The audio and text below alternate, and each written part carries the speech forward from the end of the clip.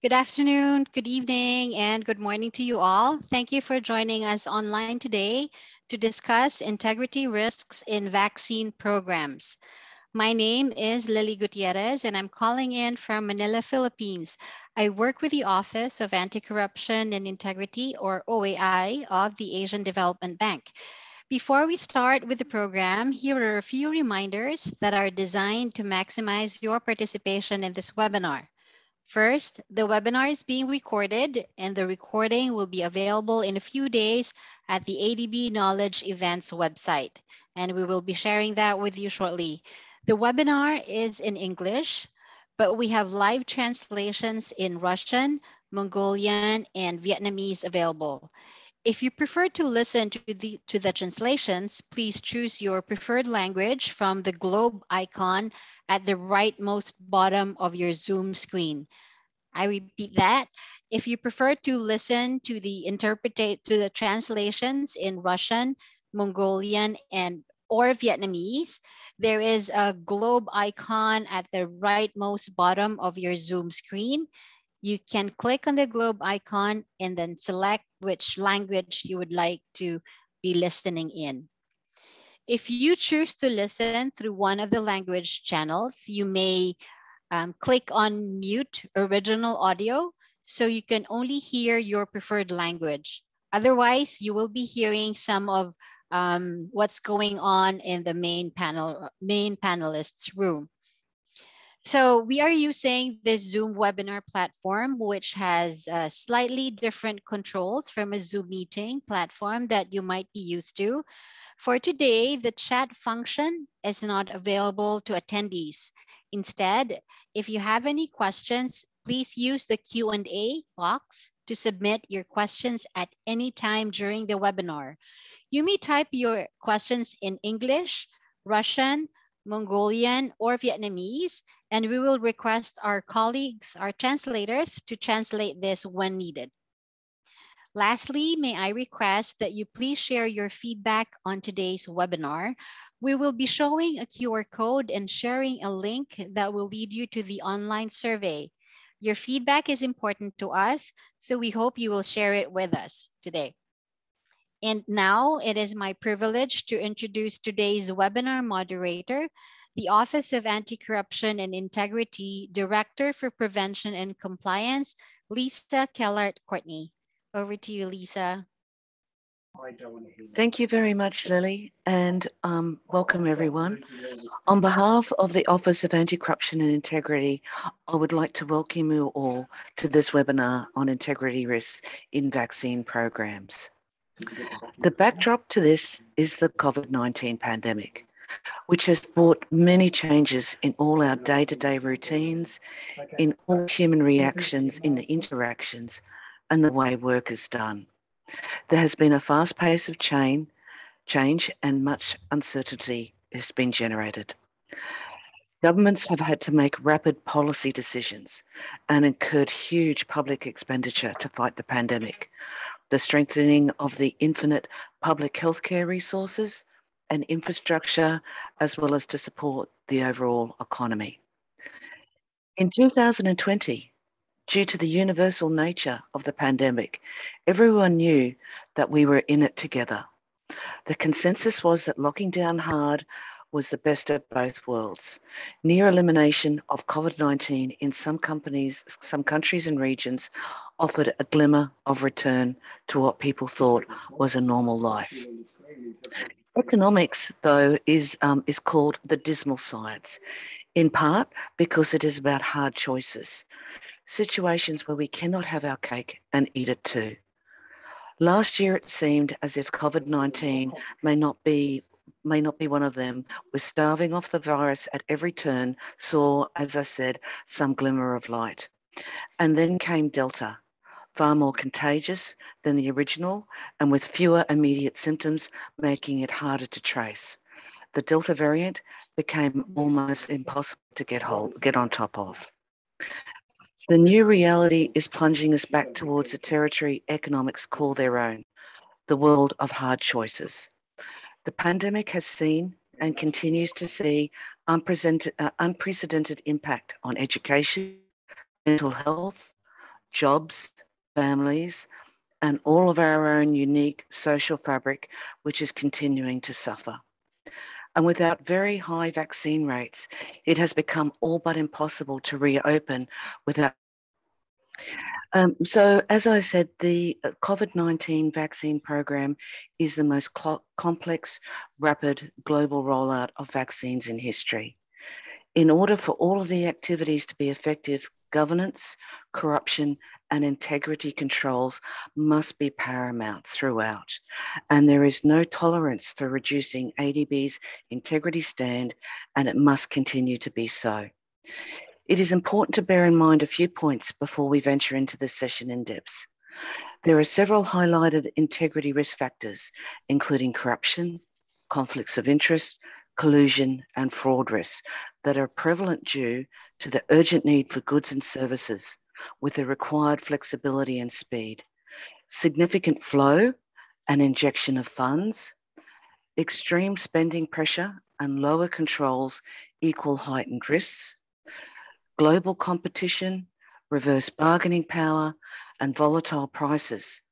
We have direct contracts without any competitive processes. Research and development, which is normally time-consuming and very expensive, has been fast-tracked. Government approvals have been fast-tracked. There is risk of undue influence over policy responses and undue influence over lobbying. Internal entity and government department pressures may lead to internal disruptions involving accountability, monitoring, compliance, and oversight. In addition, many in the supply chain are unregulated entities, so they're not publicly listed, thereby no related market conduct, ethics, compliance related listing rules. There is also some lack of openness of information, thereby a real challenge on transparency, and many entities involved in the supply chain may not have the level of expertise required, or new capital companies may be formed to capitalise on the crisis that lack evidence of governance and ethics programs. It is critical to recognise these risks during the life cycle of these major projects to ensure that the controls to mitigate these risks can be implemented or improved as appropriate. Joining us today to discuss in more detail, we welcome colleagues from the United Nations Office of Drugs and Crime, known as UNODC, the Organisation for Economic Cooperation and Development, known as OECD, Transparency International, and ADB's Procurement, Portfolio and Financial Management Department. Each of our keynote speakers will have a 10-minute presentation for you to be followed by an open floor 30-minute question and answer session. As Lily said, please type your questions in the Q&A box at any time. So without further ado, I would like to introduce you today from UNODC, Mr. Francisco Chishi, the Anti-Corruption Regional Advisor for Southeast Asia. Francisco joins us with more than 15 years of experience working in international organisations in the area of good governance, public administration reform, and anti-corruption. Also joining us is Dr. Frédéric Bohème, whose work with OECD focuses on public integrity policies, policy capture, and applying behavioural insights into integrity policies. Also, we are joined by Mr. Jonathan Cushing, who leads Transparency International's Global Health Program. And Jonathan's background is in public health with extensive experience working with governments, civil society organisations, and private health sector in South Asia and Sub-Saharan Africa. And from ADB's Procurement, Portfolio and Financial Management Department, we are joined by Ms. Rabina Shaheen, who is a Principal Procurement Specialist for ADB with a rich experience of 26 years working in public procurement on various infrastructure projects. Today, we are joined with participants from over 42 countries, spanning from the Americas to Europe, to Asia, to the Pacific. And again, we welcome you all. It is now my pleasure to introduce the head of the Office of Anti-Corruption and Integrity of the Asian Development Bank, Mr. John Visundvat, and to make some welcoming remarks. Thank you. Thank you, Lisa. Distinguished guests, colleagues, welcome. In our day-to-day work, we are continuously making decisions, making choices. These choices are not only driven by the policies and procedures we adopt as institutions, they are also driven by our values as we interpret and apply these policies and procedures. Cognizant of the importance of values in decision-making, ADB came up with some pretty powerful ones as part of its cultural transformation initiative earlier this year. One of these values, and I quote, is that we believe that transparency, integrity, and honesty are foundations of sustainable relationships. In December 2020, ADB launched its $9 billion vaccine initiative known as AppVax. This followed on a $20 billion COVID-19 response package and more than $20 million in additional technical assistance.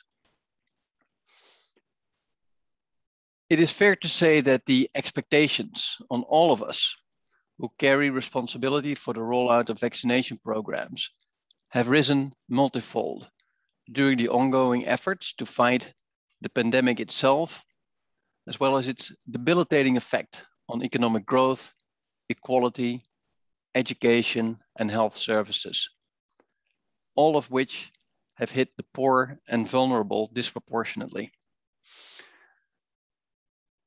Meeting these expectations is not an easy task. At a time where the stakes are so high, pressure to achieve the quick wins needed to contain the pandemic and its nefarious effects increase dramatically. With that, the pressure to ease our controls, seen by some as burdensome and standing in the way of these quick wins, increases too. Under its anti-corruption policy, ADB has taken the principled policy position that it has zero tolerance for fraud or corruption. And being principled means observing that policy and maintaining the substantive and procedural safeguards needed to enforce that policy, even when it's not convenient to do so. Fortunately, being principled does not equate to being rigid or dogmatic. Being principled does not mean that each project or counterparty must be treated in exactly the same manner, and agreements require identical legal and policy provisions. ADB is there to assist in identifying, assessing, and mitigating integrity risks in a manner that is appropriate for the project, proportionate, and results-oriented. Integrity is everybody's business. Our common objective is to implement effective and efficient vaccination programs while maintaining the highest ethical standards. That is what our credibility as public institutions is built upon. I thank our valued speakers for sharing their insights today, and all of you for taking time out of your busy day to learn more about integrity in vaccination programs. Lisa, over to you. Thank you very much, John. Thank you very much, John. And I do apologize for my patchy connection at the moment.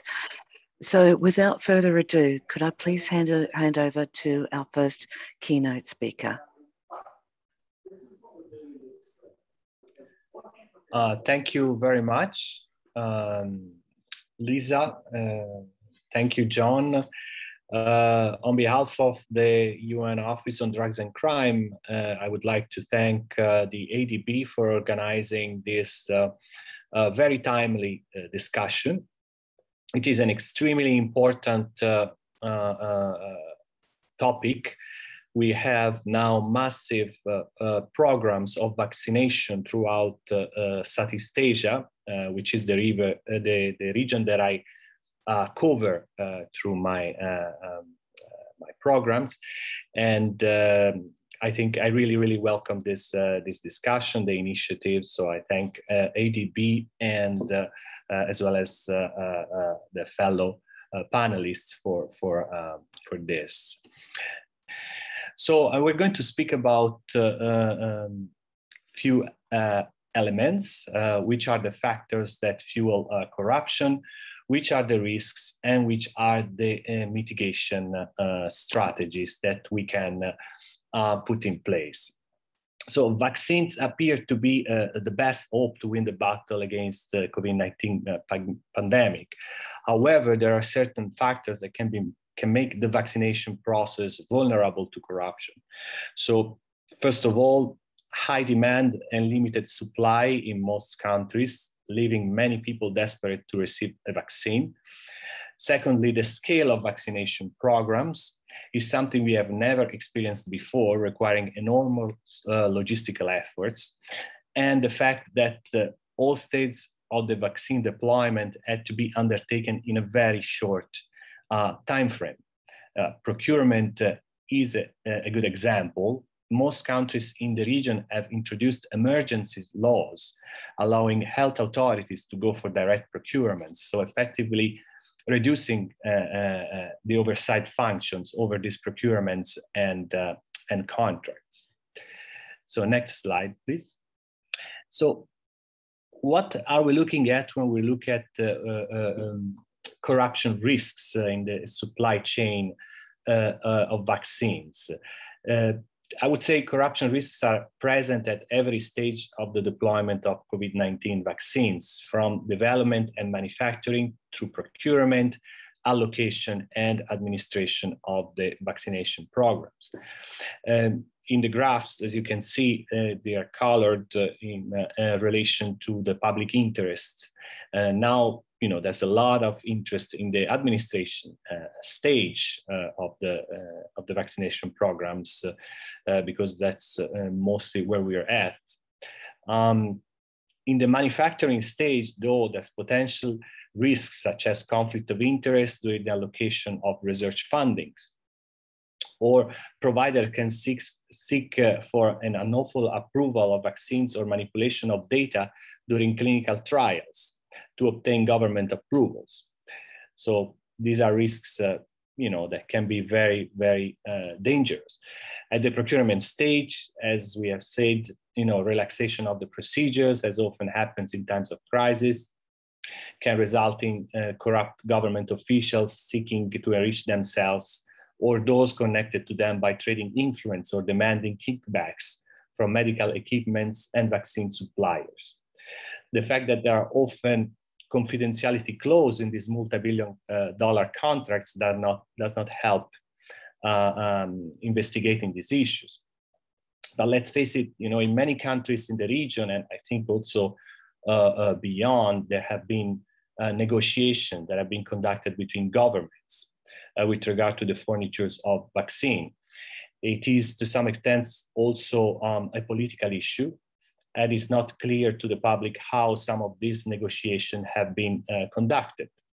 There are huge interests, you know, a lot of money at stakes, and here the oversight bodies, including parliaments, relevant commissions, let alone anti-corruption agencies, have been, I would say, out of the discussion in the majority of the countries of the region.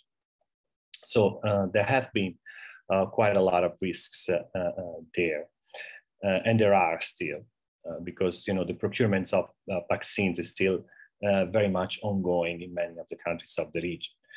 With regard to the allocation of vaccines, the prioritization of vaccine recipients may be overshadowed by conflict of interests and nepotism. Bribes or undue influence might also be used by interest groups to access vaccines. For example, private companies might use corrupt means for their employees to be vaccinated first so they can continue their activity normally. And in the administration stage, health worker may embezzle vaccines for resale on the black market or for use in their own private practices. This risk is particularly pronounced as suppliers are limited and demand is high. Health professionals may be bribed for undue access to vaccines as well, and health professionals may demand payoff from patients to access vaccines. So next slide. So, UNODC is the secretariat of the United Nations Convention Against Corruption. The convention in general recommends a series of measures that have immediate nature as well as long-term nature to address corruption. This, of course, applies to the health sector as well. Next slide, please. So in terms of immediate response tool with regard to prevention of corruption, what we can advise and what we can find in the UN Convention Against Corruption, for instance, is the establishment of special committees with a strong anti-corruption mandate to oversee the emergency disbursement of funds and the vaccine deployments, purchase, allocation, and administration processes, so that red flags can be identified and addressed quickly. The strengthening of transparency at all stages of the vaccination program, strong and secure storage and distribution systems, engagement of civil society, journalists, and whistleblowers that can help monitor, of course, irregularities in the vaccine deployment process, and opening diverse reporting channels to be made available for the public to report irregularities. The next slide, please. So in terms of law enforcement measures, of course, when prevention fails, law enforcement need to be ready to act. Some example, for example, of measures that could be taken is, of course, expediently investigate reported corruption cases. That goes without saying. Conduct parallel financial investigation. We find this extremely important when it comes to addressing any type of crimes, because, of course, we know that the stripping the criminals of the proceeds of the crimes then is a very good way of addressing the issues. Establishing communication channels between law enforcement and the health agencies, health authorities in these cases. Of course, the relevant investigators and prosecutors should get acquainted with new relevant legislations. Many laws, emergency laws, have been introduced in the countries of the region to address the crisis. So these have to be taken into consideration. And of course, develop effective internal corruption investigation and resolution processes within the various organizations. So I'm thinking about ministries of health, but also finances and so on. So just some of the measures. Next slide, please. So in terms of, long-term, beyond to, in a way, prepare for the next crisis, ideas could be to conduct corruption risk assessments in the health sector. And UNODC has developed guidance tools on this, which are available on our website. We are conducting some assessments in the region, for example, now in Timor-Leste, but I'm also conducting a regional study on the potential risks that I will publicize soon. So I will be glad to share with those that are interested. Of course, strengthening anti-corruption laws and policies is also quite commonsensical, and reinforcing the auditing, oversight, accountability, and corruption reporting mechanisms. So I will stop here because my time is up. I had a little bit of recommendation for project, but I think we can skip that. So you can go to the last slide just to show the contacts. So my contact, francescovecchi@un.org. Feel free to contact me for any information in particular on the risk assessments, but also there's other colleagues in UNODC I can refer to, and do not forget to visit our website, unodc.org/corruption for more information. So thank you very much. Thank you, Lisa, and I'll give you back the floor. Great, thank you so much. Thank you so much, Francisco, and really look forward to joining the Q&A session, some of your additional information in relation to project risk mitigation. So without further ado, I would also like to now take the opportunity to introduce you to Frederic Lohim from the Organisation for Economic Cooperation and Development. Thank you. Thank you, Lisa. Thank you, John. Thank you very much to the ADB also for the invitation to this very interesting panel today. I will share my screen. So I think, we had many webinars since the last year on COVID and the crisis, and the OECD had also published several short policy papers on the crisis, on emergency procurement, on fraud and social benefit programs. Also a new report we issued this year is advocating to improve transparency and integrity in lobbying, which is more relevant as ever also today, because interest groups try to influence policy decisions. But on vaccines, UNODC, Transparency International, but there hasn't been so much discussions on vaccines, at least as I'm aware of. So I think it's a very, very timely webinar. Just a quick presentation of the OECD. So the Organization for Economic Cooperation and Development is essentially a place where governments can share good practices, experiences on a wide variety of policies.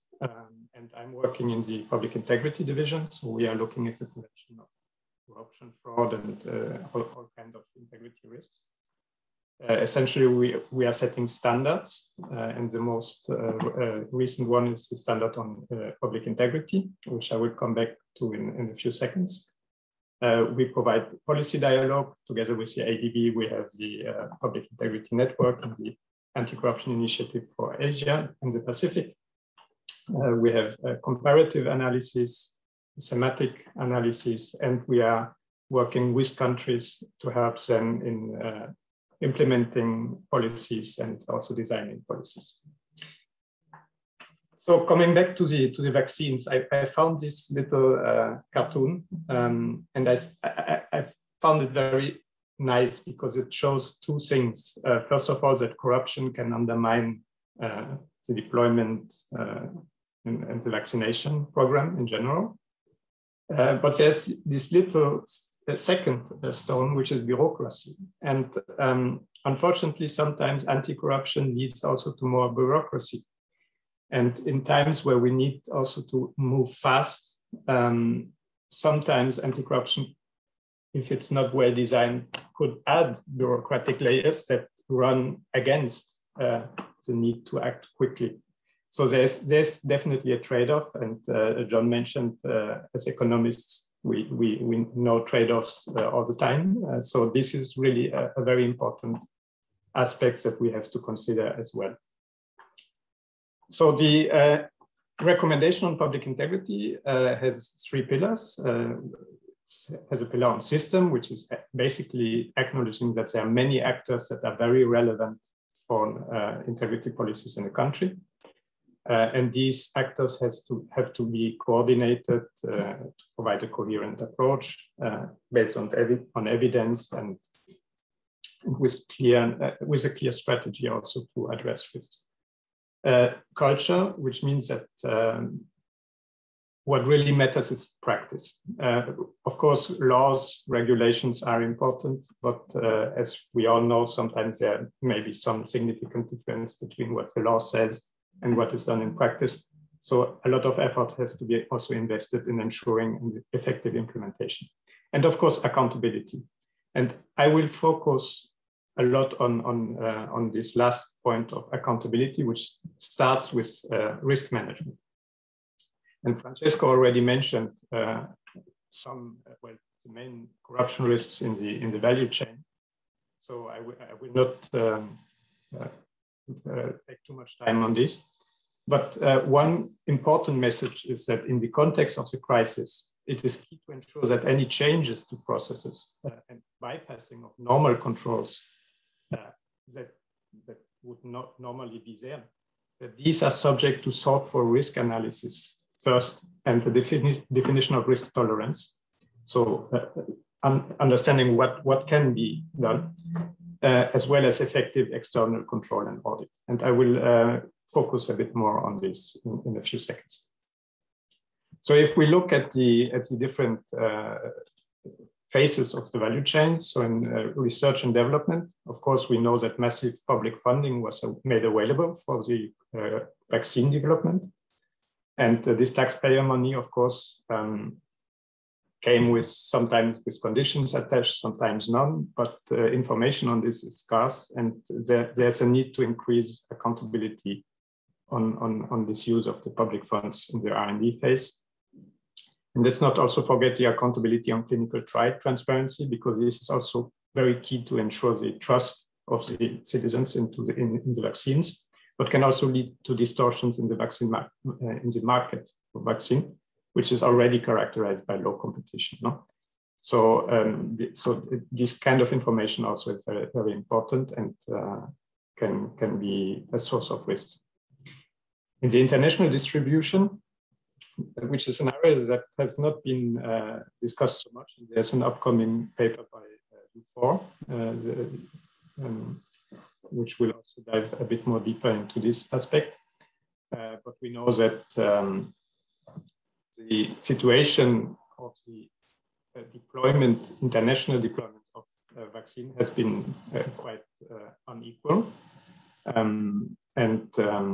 The individual contracting arrangement between countries and vaccine suppliers, well, sometimes lacks a bit of transparency, as well as has been mentioned before. In the contracting phase, of course, there's actually quite a high degree of opacity and secrecy, which is striking. And there's a Global Health report from Transparency International, which looks deeper into this. There are many contracts that are not public at all, or when published, they are heavily redacted. So, of course, this can have a lot of reasons, industrial secrets, confidentiality clauses, etc. But there's a growing pressure to defy these arguments on the basis that the public interest is greater than the private interest in a pandemic, but also because this could hide, for instance, corruption or fraud cases in the contracting. And then, of course, the rollout of the vaccines. I mean, it's a huge challenge not to deploy vaccines in so short time among so many people. So there are demographic aspects that play a role, but there are several integrity risks that also have been mentioned by Francesco, which include jumping the queues, embezzlement of vaccine to resell on black markets, production of counterfeit vaccines, prioritization responding to political calculations. So the rollout can be used also to respond to political consideration. In several countries also, the private sector has been invited to participate in vaccination plans, which is an opportunity, but also comes along with specific risks that need to be managed accordingly. In all these, integrity and transparency are really key to ensure both the effectiveness of the rollout and safeguard public trust in the system and the legitimacy of the vaccination campaign.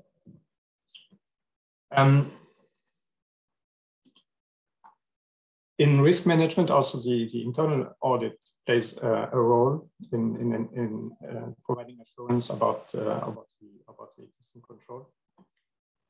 Integrity challenges in public procurement, of course, as we know, there's an urgent need for goods and services. Global competition is reduced in this case, and the management of public contracts after the assignment of the contract also is a challenge. So there are many. What can countries do to mitigate this? So ensure that there's a clear documentation of all the things that have been done, even in an emergency case, because this can be audited also ex post. Provide guidelines on emergency procurement, so be prepared. Also, framework agreements have helped. Openness of information, of course, is key. And as I mentioned, audit and oversight. And precisely on oversight, I wanted to share some examples of how Supreme Audit Institutions have responded to the challenge of the vaccines. So, for instance, the National Audit Office of the UK has a report, and you can, when you will have access to the PowerPoint, there are the links to the sites. There's an investigation by the National Audit Office on the preparation of the COVID-19 vaccines. The Contraloría, the Supreme Audit Institution of Colombia, has conducted continuous audits and controls to see if how the vaccines were applied. For instance, they found that some supposedly dead people have received the vaccines, and also there were issues with the prioritization. So there's a report by the Contraloría in Colombia. The US Government Accountability Office has a nice website, which I will show. Can you see this slide, the website? Or still the slide? I think you see still the slide. But in essence, it's a very nice website which looks also on development, manufacturing, the funding of the vaccines, so people can get information on the internet about these aspects. The Contraloría of Peru has a similar very nice website which provides information. And this leads me to my last point, because this information also allows social accountability. It allows people to inform what is happening, what are the rollout plans, the vaccination rates. And the more detailed, of course, this information is, the more good is it for the people. So, for instance, in Peru, they have looked at all the different stages of the rollout. So, from importation, from the import of vaccines, the storage, assigning vaccines to different parts of the countries, the internal distribution, the application of the 2 doses, then even how they have managed the what is left over after the vaccines, because this is also biohazard, what do you say, leftovers, how this is managed, and and all this information is publicly available at the website. So with this, I would start. Thank you very much for your attention. I have put here also the name of my colleague Carissa Munro, who's managing this Asia, our project in Asia. The Auditors Alliance, which is a platform for public auditors, by public auditors, where also some information on the COVID-19 crisis can be found. So thank you very much, and looking forward to the discussions. Thank you so much, Frederick. And we will definitely be coming back to the accountability and transparency subject during the Q&A. And we've already got some questions in relation to that. So looking forward to that. Without further ado, I would like now to introduce Mr. Jonathan Cushing, who is the Head of Global Health for Transparency International. Thank you, Jonathan. Thank you, Lisa, and good morning, good afternoon, good evening, everybody. Thank you very much for inviting me to this panel. As Lisa mentioned, I worked for Transparency International, which is a global NGO dedicated to fighting corruption in all sectors. And our aim is that, that the world should be a world free of corruption.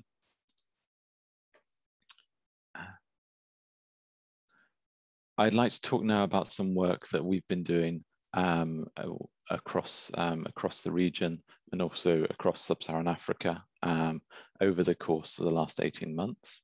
Obviously, there's no need to introduce the impact that COVID has had, and I think many of us have seen the kind of reports of alleged corruption, mismanagement, and a lack of transparency in the response from multiple countries around the world. And we all know the impact that that's had. We've been working with colleagues throughout the pandemic to initially try and track the spending in the first phase of the pandemic on the PPE and the emergency response to ensure that that was conducted in a transparent manner. Worked with countries to open up the procurement there and try and assess what was actually going on, using data there to understand what procurement decisions were being made, how those were being taken, and to try and highlight some of the corruption risks there in order that both governments can actually understand, get better information there, and that civil society can, where necessary, hold governments to account to try and ensure that there is no wastage and the response was as effective as possible. Obviously, as others have mentioned, that's been tricky in times of a pandemic because, quite rightly, governments use direct procurement measures and emergency legislation to circumvent normal, what can often be quite time-consuming contracting processes to get information, to get equipment, medicines and drugs as quickly as possible. As the pandemic's moved on, we've been working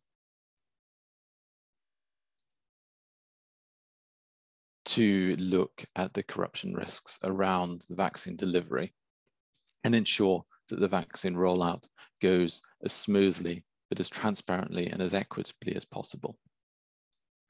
We're working with 3 countries, including Bangladesh, which is in the ADB region, to do this. We work with civil society, but also with government partners, journalists, and the media. And the aim of this is, as I said, to ensure that the vaccine rollout goes as smoothly as possible, prevent corruption in it, but also really, and I think as we've seen around the world, to build trust, confidence in the process so that we ensure that as many people as possible take the vaccine and that we bring this pandemic to a close and ensure immunity is given to as many people as possible. Our work has 3 distinct areas, the first of which is to identify the corruption risks in the vaccine delivery. And as others have mentioned, this kind of looks at 3 key areas. One is the research and development, the global distribution and the procurement, which I'll come on to later, and then the in-country delivery of vaccines. So effectively, from once they land at the airport into the arm of the recipient. We've been conducting in-country vaccine vulnerability assessments, looking at supply chains and delivery mechanisms to try and ensure that those are as robust as possible. This is unlike any other vaccine delivery program. If you think about the normal routine childhood immunization programs, there's a long established system there. And we know fairly well in most countries where the target groups are. It's children of a certain age, and there are existing mechanisms in which to get to them. Vaccines there also have different storage requirements, aren't as dependent as, for example, as the Pfizer vaccine on being stored at ultra low temperatures for part of the delivery. So working with partners to ensure those systems are robust, both in keeping the vaccine secure from diversion out, keeping it effective, so making sure that the checks are there to ensure that the vaccine is stored correctly. And also critically working to ensure that there are no opportunities for substandard or falsified vaccines to enter into the supply chain, because the result of that could be catastrophic, both in terms of the individual, but also then in terms of the trust that that would, or the lack of trust that that would cause in the system. At the local level, at the point of delivery, we've also been working to use existing community monitoring mechanisms to ensure that the vaccine delivery is carried out in a transparent manner. So using community feedback mechanisms to report on when vaccines take place, that there is no corruption there around the point of delivery, and that vaccine's the distribution has been managed effectively.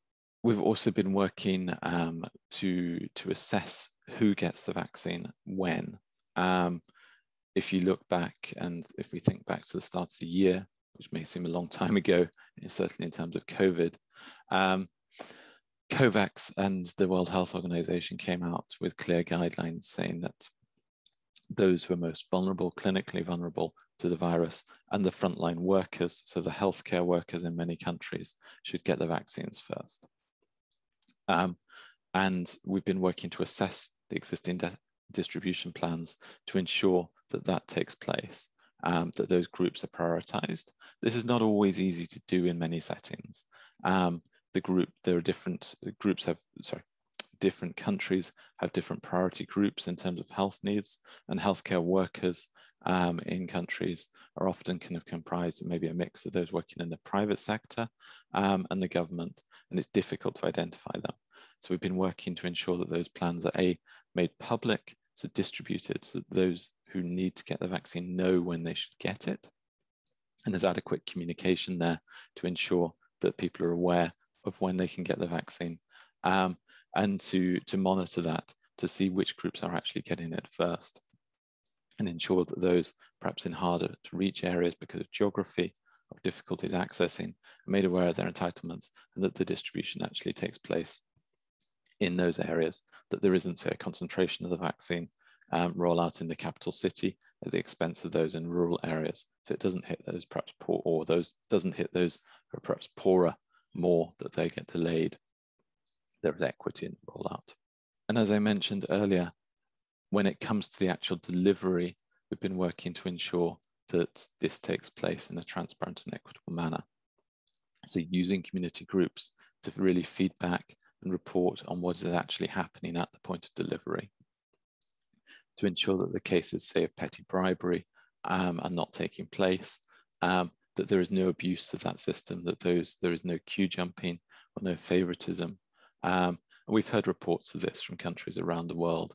So, for instance, that companies perhaps are using calling in favors to get their workers vaccinated so that they can resume operations, political maneuvering, etc. We've also introduced corruption reporting mechanisms, such as corruption hotlines, SMS toll-free numbers to report cases, and work to follow those up. So work at the appropriate level, be that with the local administrations or nationally, say with audit offices, to ensure that those are acted upon and that lessons learned are built into the system to prevent further occurrences. And we continue to do this as the vaccine rolls out. I think it's important to recognize that certainly in low-income economies, the vaccine rollout is delayed. We work in Zambia and Uganda, for instance, where certainly in Uganda, I think it's about 3% of people have been fully immunized. There is still a long way to go with this. And we also need to get the systems right to ensure that these systems, the corruption reporting systems, remain embedded in place in health systems, so that as we return and build back from the pandemic, that health systems are stronger and more resilient in future. Beyond this, we're looking at the transparency and equity in the global response. So we've established a global tracking system using artificial intelligence to try and scan, highlight core issues of corruption in the rollout globally, so, and also look at equity measures there. And we're feeding this in to the global monitor, or looking to feed this into global monitoring platforms, but also to use this learning to prevent further instances in the global rollout. I think, as others mentioned, the other area that we've been looking at is the transparency in both contracting and clinical trials. And I'm aware I'm at time. But what we have seen, and I've seen a question in the chat on this as well, is a lack of transparency around the contracts. When we assessed the contracts that were available that we could find in May earlier this year, we found just 6% of contracts had been released, and there was heavy redaction in those. Various reasons for this, and we can discuss this later. But it is very much a seller's market at the moment. There's a shortage of vaccines worldwide. Everybody wants them. And therefore, effectively, the power lies in the hands of the providers, the sellers. We would like to see greater transparency also in the development process to ensure, particularly when it comes to global pandemics, that there is better legislation to ensure that clinical trials should be pre-registered and that results are shared as soon as possible, ideally within 12 months.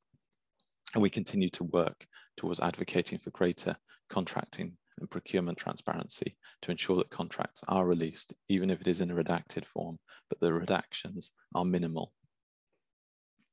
My time is up. If you would like further information, my email address is there on the screen, and look forward to talking more in the discussion later. Thank you. Thank you very, very much, Jonathan, and I'm sure there'll be a great deal of questions coming to you during the Q&A.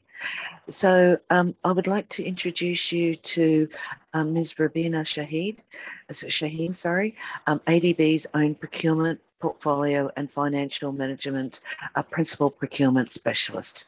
Thank you. Good morning, good afternoon, everyone. I'll be just going through briefly about, the next slide, please. Briefly discuss about ADB policy and what are the key challenges that we are facing or the risk that we are encountering in the procurement of vaccine. Before we start, as John mentioned, in April 2020, ADB announced a comprehensive $20 billion package of support along with the various measures to streamline its operations for quicker and more flexible assistance. In addition, ADB also approved its APVAX policy, which is called ADB Support to Enhance COVID-19 Vaccine Access in December 2020, with the resource envelope of $9 billion. To expedite the vaccine procurement, this policy was split into two components. First component is called as the rapid response component. This component allows you to flexibly procure the vaccine on timely fashion. Also, these resources can be used for the international logistic and some consulting support. The other component of this policy is called as a project investment component. This component is used to strengthen the country system, like the deployment system, the tracking of the vaccine, the human resources development, transportation, logistics support. So those two components are used under this policy. Irrespective of the component, the ADB's procurement framework is applicable on this policy. Under this policy, a lot of flexibility has been introduced, including the eligibility requirement, relaxing the eligibility requirement because of the market condition. So in this case, ADB member country is not applicable, rather it is a universal procurement. Having said that, application of the flexible procurement arrangement does not mean that we need to compromise on the anti-corruption provisions of the ADB or any compromising on the procurement procedures. So what are the, when we give financing to our DMC, first we have to initiate our process with the project processing. We need to look into various issues or the risk that we can encounter, and then we propose a mitigation measure for during implementation.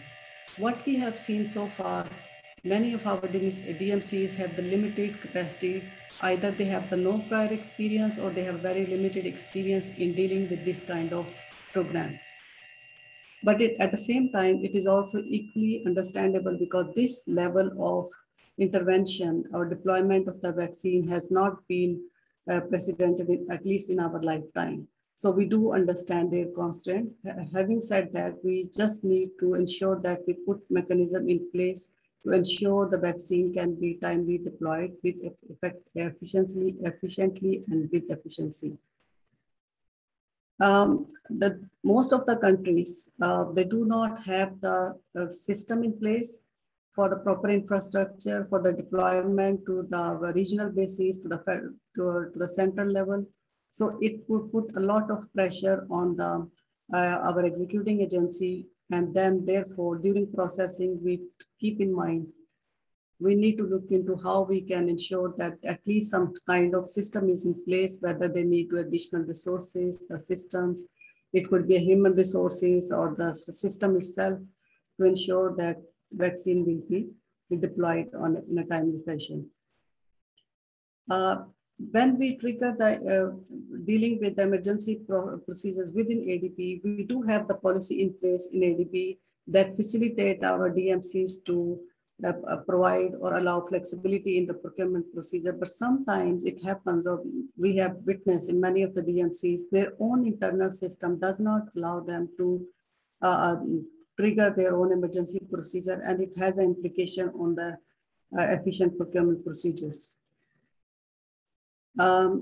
And also there are a counterpart funding that our DMC have to match with the ADB financing, but there are delays in also availability of the counterpart funds and hence the delay. I think it's an open secret. We all know that there is a market constraint where there are very, very limited supplier available in the market. Hence, it's a seller market and the buyers are in a very difficult situation, and they have to most of the time they have to listen to their terms and the condition. For example, a lot of advance payments are being made without any bank guarantees. And also the prices are also quite high, but slowly, I think now they are getting better. When we do our assessment in our project processing stage, we look into our procurement systems of the DMC, as well as we do the financial due diligence to ensure that the DMCs do have the proper financial system in place, and they do have the logistic system in place, so that, and if there are any weaknesses, then we have to address during the implementation. So when we go to the implementation of our projects, there is an emergency and urgency. Everyone wants to get it quickly as soon as possible because it's a matter of life and death here. So value of money, of course, priority is to get the vaccination as soon as possible. And of course, then it raises, and there are potential of enhanced corruption at various stages of the procurement, starting from the manufacturing, deployment, transportation, and so many other. In the supply chain, you can see various areas where the leakage of the vaccine, which my other co-panel members have also mentioned. And also, there is a delay. Sometimes we have also encountered there are delays in concluding the bilateral deals. There is a delay in the bilateral deals because the ADB anti-corruption and other policies continue to apply. And there has been some discussion, and eventually some of the manufacturers there, because without acceptance of our anti-corruption policy, we cannot conclude our deals. So that has also put some pressure on concluding the contracts. The pricing is also another area. It's a risk because of the NDA non-disclosure agreement, which is signed between the manufacturers and the DMCs. In addition, we have also seen that some of the DMCs require ADB to sign an NDA with a particular DMC, just so that we do not disclose the information.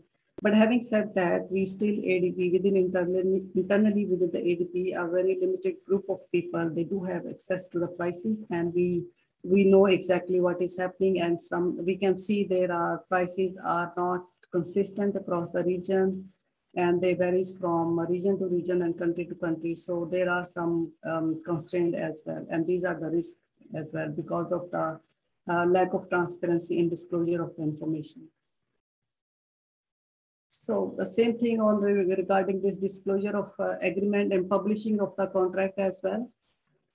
because of the NDA, many of the manufacturers, they are not interested, or the DMCs are not interested to publish our contracts on the ADB website, whereas as per our ADB procurement regulation, we do have to publish this on our ADB website. Not even the full disclosure, but at least the limited information to ensure the transparency. Many of our DMCs are also going through the UN agency, but we have encountered some delays in concluding the contract, not because of the capacity constraints of the UN agencies itself, but because of the demand is so high, they are unable to timely meet the requirement of the DMCs. The last point is on the storage of the vaccine. It is critically important because these vaccines have a certain temperature to be maintained. And in some cases, we have seen where some of the DMCs, they have lost some of the dosages of the vaccine because they did not have the sufficient place to store those vaccines. So it is equally important that before we place an order, there is a system in place and they have the capacity to transport and store those doses. So this is just a slide to highlight that ADB policy required that any project that is financed by ADB, they have to comply with the ADB procurement regulation and the framework, and the procurement activity has to be carried out with the due consideration of economy and efficiency. And the implementation arrangement should be made in such a way that they will comply with the core 6 procurement principle of ADB procurement strategy, and they ensure the compliance with the fitness for purpose approach in the implementation arrangement. So as I mentioned briefly earlier, that in this, because of the flexibility that we have allowed under the emergency procurement, the universal procurement is allowed under this APVAX policy. And also there is eligibility requirement which has been as per the regulation of the WHO. So these requirements have to be met in addition to the country eligibility. So in addition to the ADB procurement policy, we also need to comply with the ADB anti-corruption policy that is also part of the procurement regulation. Moving forward from here, I think there is a lot of potential now, how we can, based on the lesson learned, what can be done from here.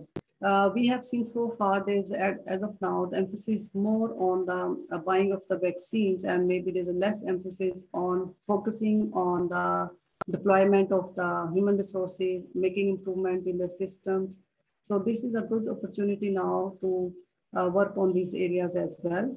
In order to reduce the risk during implementation, we have also required the performance audit. In addition to the financial audit, we have requested our DMC that the performance audit will be conducted. That will give us an idea during implementation how the deployment of the vaccine has been, and if all the population or the required population on a priority basis has been vaccinated or not, and if there have been any privileges, or if there is a cases of maybe stolen vaccine in some DMCs. So having said that, I think on the positive side, this whole exercise has given us an opportunity also to improve our health system in our DMCs. And I think moving forward, we have a lot of, in the coming days, more manufacturers will be coming in place, and instead of going through the bilateral or the direct deals, we should be focusing and moving towards open bidding process instead of direct contracting. I'll just stop here. Thank you. Thank you very, very much. So I will now open the floor, please, to the Q&A session. So as Robina has just highlighted in her last section, was ADB's want for transparency and for disclosure in line with our confidentiality provisions. And Jonathan also did highlight the need for transparency. So if I may, one of the first questions that we have, if I could ask Jonathan to take this first, please, is a question of how can we reconcile the seeming conflict between being transparent while observing the confidentiality clauses in vaccine negotiations? Thank you.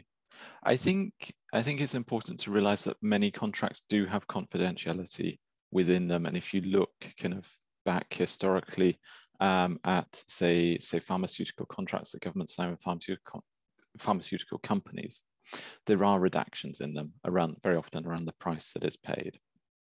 And we realize that we're never going to get fully transparent contracts. But the level of redaction has massively increased, and the confidentiality clause has been it. I think there are two things that can be done. One is not very simple, but we need to move away from a seller's market to a buyer's market. So as the supply of vaccines increases, this will naturally change. And we also we have the big mechanisms such as COVAX and other pooled procurement facilities.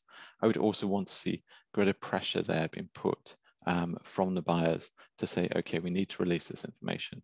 We're only going to do a deal with you if you agree to be transparent with the contract and drop some of those clauses.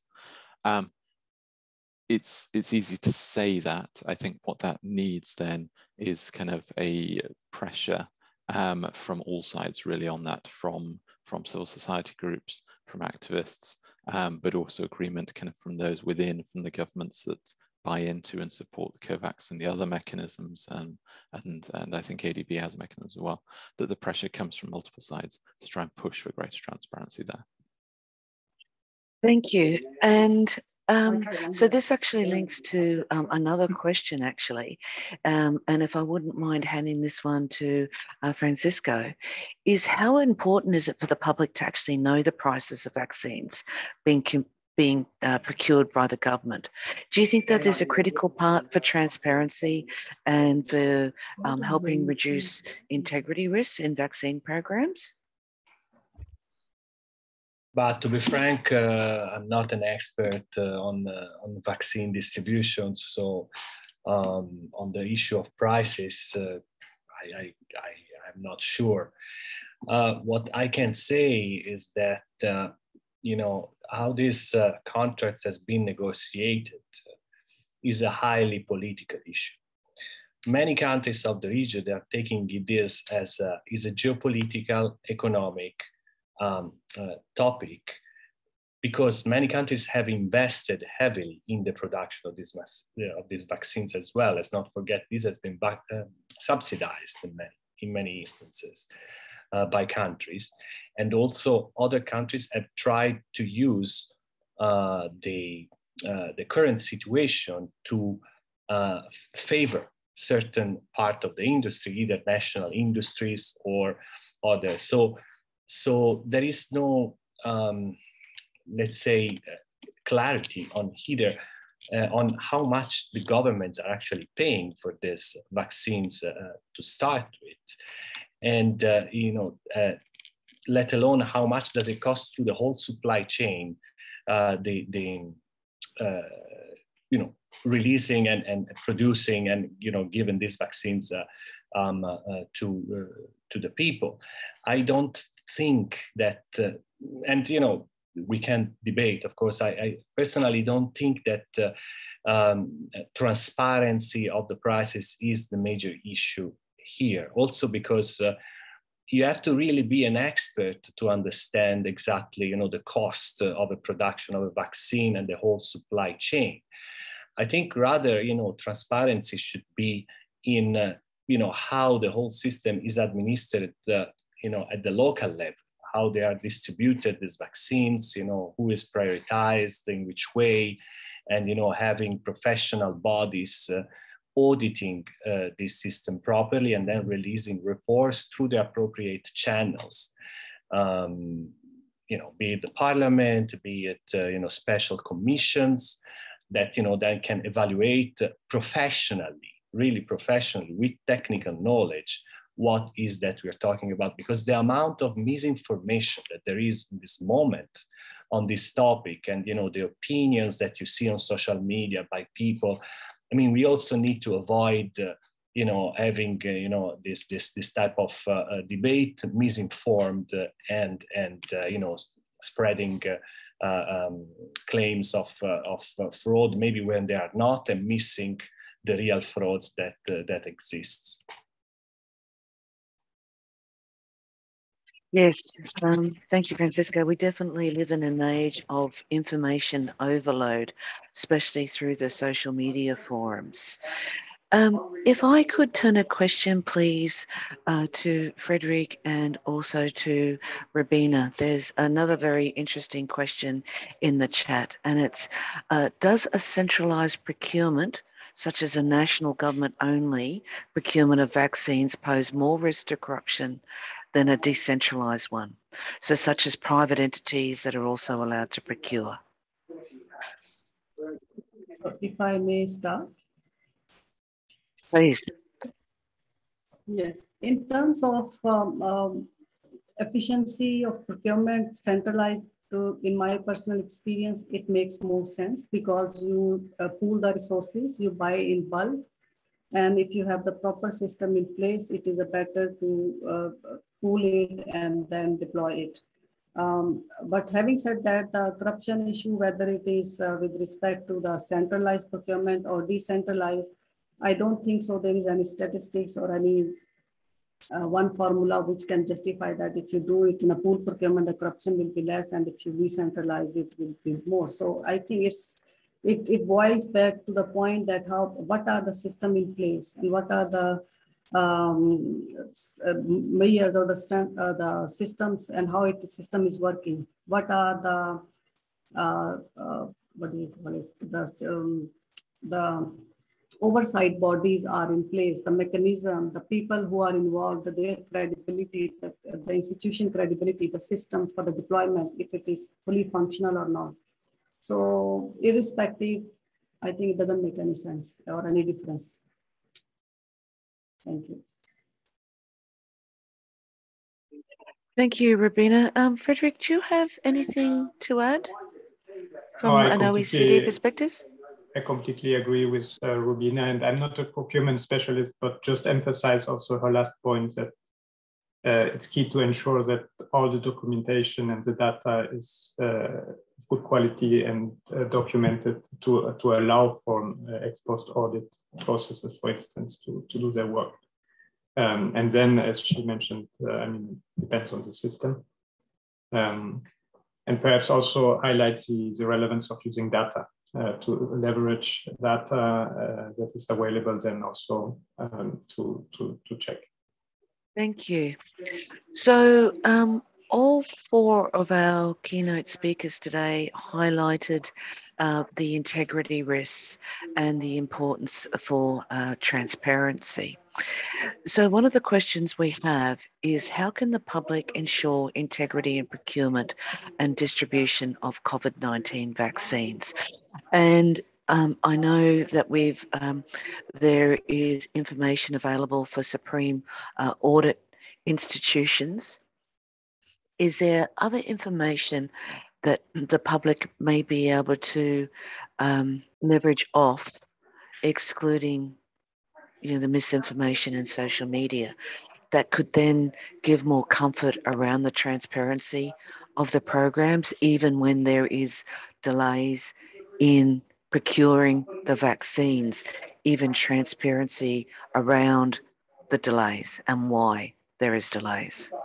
Yes, to start with the delays, I think everybody knows, because the market is very, very limited. It's constrained. It's a huge volume globally, which is required for the vaccination. But of course, its production is not as much as we want, and everybody wants immediately. So of course, the delays are there.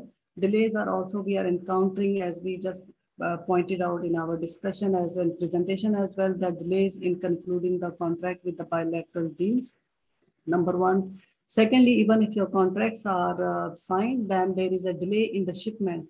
And shipment is also one of the biggest area, even if you have signed it and they are ready to ship, but because of the COVID-19, there are restrictions in the transportation as well. So that's also a huge burden and leading towards the additional delays. What we are also hearing is that there are a lot of production available within other part of the world, which I think now there's a debate ongoing that they need to ship and give the more allocation of doses to this part of the world. So it will take some time, and I think over the time it will improve. With regard to bringing more transparency and giving the information to the public, I think the systems, I think that the inventory management system, they are in place. Of course, some of the information is being made available on the DMC's website, but maybe it's not complete or it's not made on a timely basis. But many of our DMCs at the same time, they're also having their media campaign. They are hiring or engaging the social media, the NGOs, the community organizations. So they are keeping them involved, and they are the one also who are highlighting this issue and making aware what is happening in the country. So I think in media's today's world, I can safely say that a lot of information is definitely already available, but from our DMC side, there's still a need to improve the system to make it more transparent and make the data available and the real-time data available, which I think it is still lacking. And that's what I keep on saying, that taking this opportunity, because now we have learned a lot. We are learning the lesson while we are doing this, going through this process. We need to invest on our health system in our DMCs. And eventually, I think we will do better. But as of now, we are dealing with all these issues of delays, transparency, corruption, and we definitely need to work on. And I also mentioned that as of now, market is constant, but it is not going to be the case forever. In coming months and years, there will be a lot of more manufacturers. Even the DMCs, they will have their own capacity within the country. So then we are moving towards the proper competitive bidding, and I think eventually we will be doing better. Thank you. Thank you. And Jonathan, from a Transparency International perspective, have you got anything to add to Robina's comments? Thanks, Lisa. I think when it comes to the kind of general public's kind of involvement and awareness, I think my main thing would be to say, please look and make use of your national Ministry of Health, Department of Health's resources on the subject. They are a reliable source of information, much more so than Facebook, TikTok, etc. Really go there, familiarize yourself. And I'm not a TikTok user, by the way. I'm not of a generation that is still familiar with it. But that is where the information should be being shared. And I think also when we talk about integrity in the rollout, one of the key and crucial areas that the public can get involved is in really kind of monitoring the rollout and ensuring that it is accountable and integratable at the point of distribution. So familiarize yourself with what the process is. I'm fairly certain that all countries in the region, no country is officially charging for the vaccine. But if you hear reports, say, of charging of vaccines being offered on the informal market, when the Ministry of Health and the other government agencies are saying that it shouldn't be, report that. Really use the reporting hotlines to the Ministry of Health. And also request information. As Robina said, the delays and in the procurement and the delivery have been seen across the world. Ask for that information. Ask for it to be made available. When can people get it? Who should be getting it? Continue to ask. That can either be directly to the government or find civil society organizations in countries. So we're dealing with wide geography here. Ask them, work with them to advocate for that information to be shared. It's in everybody's interest that we build trust in the rollout. Thank you, Jonathan. So OECD, Transparency International, UNODC, and organisations such as ADB, we've all produced a number of papers since the pandemic has begun. Some focused on procurement challenges and bolstering the procurement chain. Others specifically focused on integrity risks in these very challenging times. Is there any way that, say, our state or our Supreme Audit institutions, that maybe some of our guests today, or government ministries or the like, could actually feed in some of this rich data to be able to enable them to bolster their tracking of trends, on integrity risks. Is there a bridge that they could use? I mean, I know there's great papers there. Those papers can be distilled and pick out some of the key risks and sort of lessons learned and put those into their own programs. But is there another way that some of the people in our audience today could actually be able to tap into some of the rich source of data that such organisations are producing? I think, if I may, Lisa, I think as Jonathan said, probably the best source are you know, the state authorities that are rolling out the vaccines. There are open data portals in the region, but as far as I have seen, the open data portals do not have you know, that aggregate several data from various organizations. They don't have that much on these types of data so far. I may be wrong because I haven't seen all of them, but the one that I have seen, there are some specific tracking you know, mechanisms that have been put in place with some of the data available.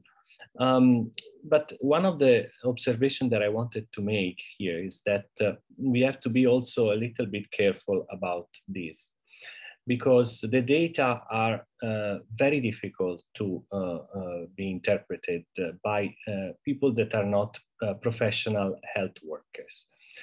For example, just to give you a concrete example, if we say that we are going to vaccinate, you know, all the elderly above 60 years old, what do? If you put out a list of those that have vaccinated, that have been vaccinated, is this list enough?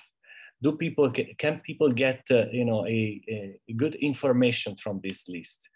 I'm not so sure, because the list, there may be other reasons why a person has been vaccinated or not. There is the issue of pre-existing conditions, for example. There are the issues of you know, maybe somebody being in a geographical location where there is a cluster, so then, you know, you have to consider that. So all these data in reality are extremely technical, in my opinion, and should be analyzed by you know, experts and those that know how to interpret the data professionally. So, you know, of course, transparency is it's obviously a good idea, and you know, that there's many ways to release this information that can be useful to the broader public. But I think we need to be a little bit cautious as well. And for the state audit institutions, for the oversight authorities, you know, the information that they have to receive mostly comes from the health professionals, or it can come from you know, whistleblowers or people that report some malfeasance, some you know, ways in which the system have been rigged. But it's very difficult in this specific moment for these agencies to pick up on specific frauds, because the vaccine have been released so rapidly, and so there's so many transactions and so much distribution ongoing that, you know, the authorities, they don't have the capacity at this moment to you know, to really, you know, follow all these transactions. They are already, you know, quite busy in normal times. Imagine now that you have all these transactions ongoing, and maybe something that could be done with the utilization of electronic data, data analysis. You know, there's a lot of programs that look at procurements, you know, red flags through identified through artificial intelligence softwares. But to be frank, I don't think that there's countries that have rolled out, you know, data analysis on the distribution of vaccine of this sort. I may be wrong, but capable of identifying fraud, if this is what we're talking about. So I don't think that that has been done so far extensively, but maybe there are some examples. Yes, and perhaps I can quickly jump in on this, because really this crisis has shown the opportunity for such data analytics, and you're absolutely right that there's still a long way to go. But I think one example, for instance, is Colombia, who had invested quite strongly on data analytics. And I mentioned quickly that they have been able, through these cross-checks, to identify, and crossing different databases, to identify several aspects of risks. And I think the crisis also highlights essentially two things. First of all, the relevance of working to improve the quality of the available data, of the different sources, the data infrastructure and the data governance, to facilitate the use of this data in the future also. And second, also the relevance of articulating better the external audit, supreme audit institutions, etc., and the internal control systems, which are also providing data. And this exchange can improve significantly the risk management. And you mentioned the reports from whistleblowers. It can be used as a report, but it's also the reports coming from, for instance, from internal audit, that can also help in guiding this analysis. And finally, just one comment on the information. I think it's also key to build trust by not just focusing on what's going wrong, but also by communicating what has been achieved and the good things that have been happening. Also to make this counterbalance a bit to the social media and so, for instance, in Colombia, they found some issues, but overall, the rollout, well, it's going. Can I just jump in briefly?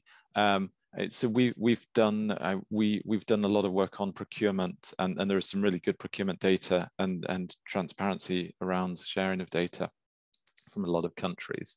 And we work a lot with the Open Contracting Partnership on this, and have analysed the kind of the first wave, the PPE and the emergency spending, and that is on a public website using publicly available data to do analysis there. I'll share the link with your conference organisers so that participants can get it.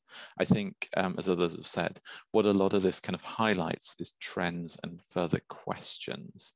It's not always as simplistic to say, okay, there's a price spike here. I mean, if we look at the price of of medical gloves over the last 18 months, they suddenly went from, I don't know what it was, but there was a kind of a 500% increase in prices, shortage of availability. That's not an immediate thing where you can suddenly turn around and say, hey, there's a corruption risk here. You have to understand and use the data as a starting point for discussions. So we'd be very keen, and we're very keen, always happy to work with governments and other partners on that and try and put a perspective on it. And I think the other role that we seek to try and play is to work with governments to build up capacity internally as well, to actually understand what this data means, so get to a culture of kind of using data.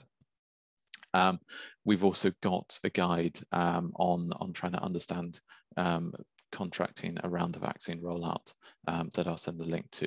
It is difficult, as Frederick, I think, said. There is a paucity of information there, certainly on the vaccines themselves. I think it's worth just flagging that the vaccine itself is not the sole thing in this. You need the ancillary products, the needles, etc., to ensure that they can be distributed. So there are things that can be done, and I'm happy to share that guide. Thank you very much. Well, I've just, the organisers have just nudged me to remind me that we are now 1 minute over. I do apologise for that. I would like to thank all of our speakers today for sharing some very, very fundamentally good information. All of our distinguished guests and colleagues that were able to join us today. We hope that you've found this great benefit, and from everybody at ADB, UNODC, OECD and Transparency International, we all wish you the best to stay safe, and please continue the good fight to be integrity champions. Thank you. Thank you. Bye, everyone. Thank you very much. Goodbye. Take care. Bye. Bye-bye.